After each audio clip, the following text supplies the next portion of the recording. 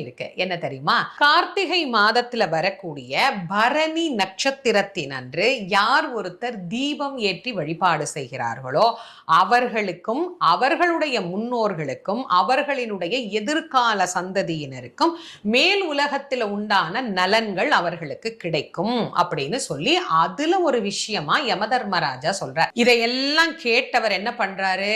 எனக்கு அனுமதி கொடுங்க, நான் பூலோகத்துக்கு போறேன், நீங்க சொன்ன இந்த விஷயத்தெல்லாம் மக்களுக்கு நான் சொல்றேன் அப்படின்னு யமதர்மராஜனுடைய அனுமதியை பெற்று அவர் இந்த பூலோகத்துக்கு வந்து அவர் சொன்ன பிறகுதான் மக்களுக்கும் தெரிகிறது, ஓ இப்படியெல்லாம் நாம வாழணும் போல இருக்கு அப்படின்னு. அப்போ அவர் சொன்ன விஷயங்கள்ல ஒண்ணுதான் இந்த பரணி தீபம் என்கின்ற ஒரு அழகான தீபம்.